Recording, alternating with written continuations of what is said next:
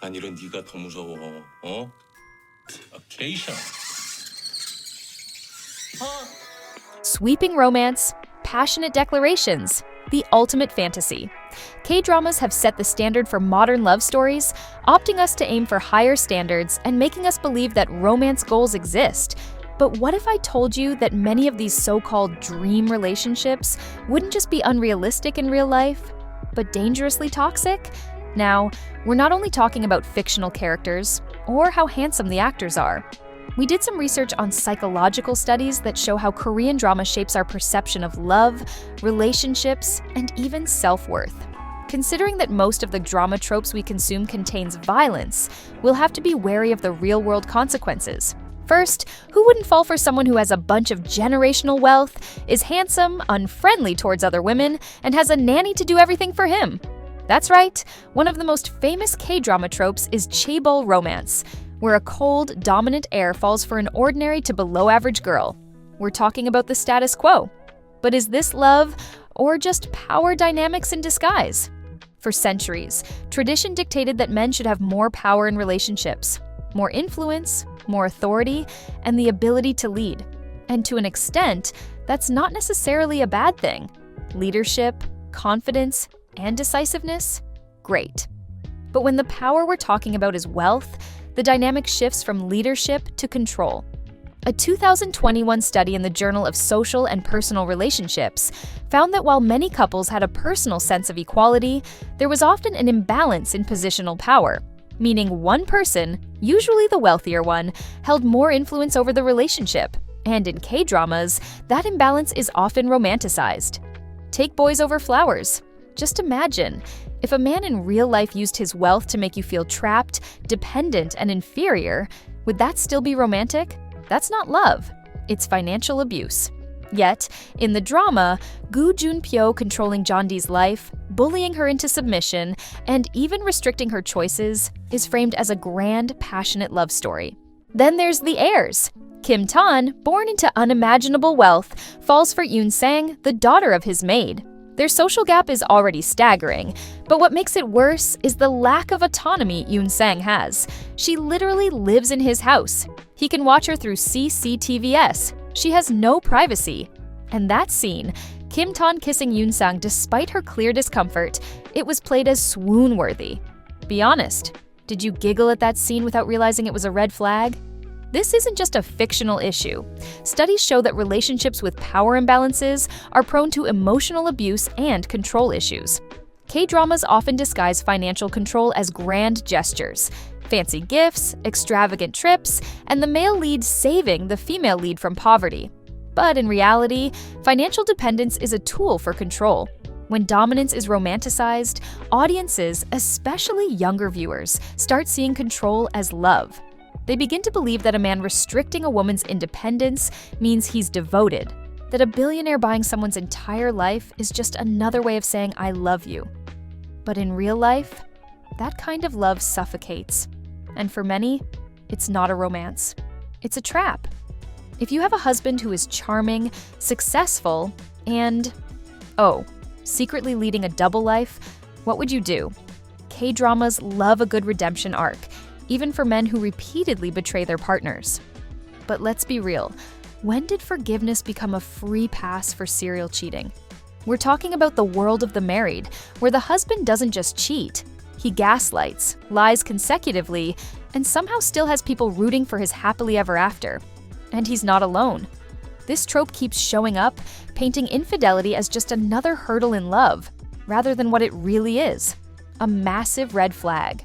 So, the question is, when did deception and betrayal become part of the romance package? And more importantly, why are so many people okay with it? In the drama, the male lead, Lee Tae-oh, his friends, instead of calling him out for cheating, enable his affair, covering up his lies and gaslighting Ji Sun-woo into believing she's overreacting. It's not just the betrayal that's unsettling, it's the collective complicity. The message? Cheating is just another mistake rather than a deeply rooted issue of deception and manipulation. And yet, despite the emotional wreckage, many viewers were divided on whether Tae-oh and Sun-woo should get back together. Some argued for closure, believing their history justified reconciliation. Others saw it for what it was, a toxic cycle that needed to end. This reaction aligns with findings from the study Prime Time Affairs, a quantitative analysis of infidelity in popular television programs. The study reveals that while infidelity is often portrayed negatively in media, the consequences differ depending on the type of cheating. Sexual infidelity, where the act is purely physical, tends to receive more positive consequences, often framed as a forgivable slip-up. Meanwhile, romantic infidelity, where deep emotional attachment is involved, incurs more negative consequences, often leading to a breakup. In the world of the married, Teo's affair walks a fine line between both. His actions are romantic and sexual, yet the drama still plays with the idea of a second chance. This raises the question, are we conditioned to tolerate cheating as long as it's framed the right way? If he's your husband, what would you do? Moving on from that, who doesn't love a strong, independent female lead? The kind who knows what she wants and goes after it, relentlessly. But at what point does persistence turn into obsession? K-dramas aren't just filled with toxic male leads. Some female characters take unhealthy devotion to a whole new level. Whether it's manipulation, possessiveness, or outright refusal to take no for an answer, these women blur the line between love and control. So, when does determination become dangerous? And why do we keep romanticizing it? Take Jo Yi-seo from Itaewon Class. She's brilliant, ambitious, and fiercely loyal, but she's also willing to manipulate situations just to make Park Se-ro-yi love her.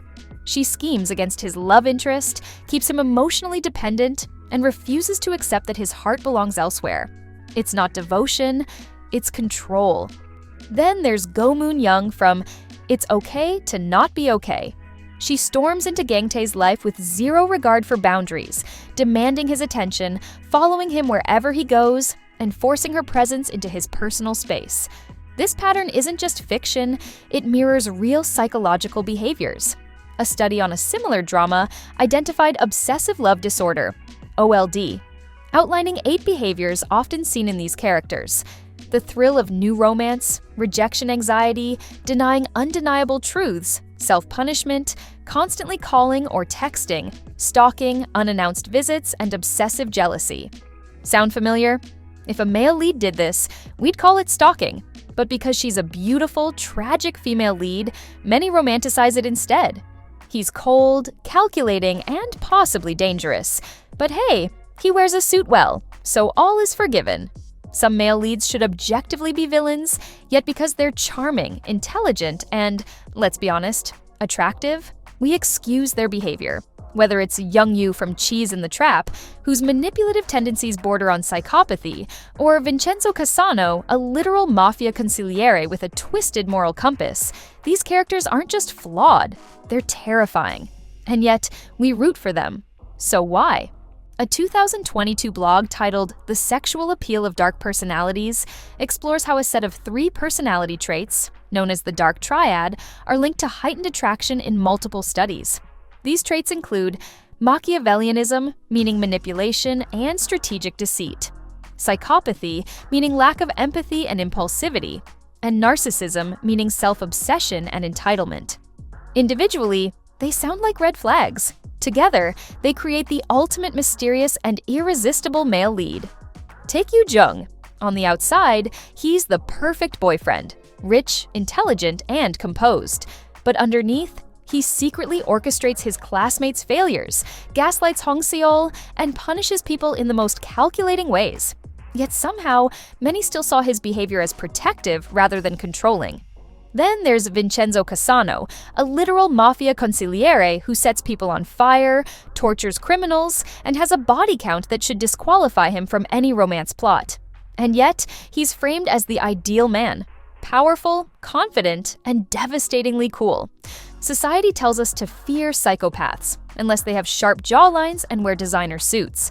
But at what point does romanticizing these traits blur the line between fantasy and danger? K-dramas offer captivating stories, powerful emotions, and compelling characters. However, we must critically engage with the portrayals of romance presented. Normalizing abusive dynamics through entertainment subtly influences audiences' perceptions, expectations, and tolerance for real-life toxic behaviors. As viewers, it's crucial to maintain awareness and differentiate between romantic fiction and genuine, healthy relationship dynamics. By acknowledging and understanding these problematic tropes, we foster healthier attitudes toward relationships, empower ourselves and others to recognize emotional abuse, and demand better storytelling that celebrates respectful, balanced, and truly supportive love. Think you know who the best K-drama actors are? Click this video and see if you're right.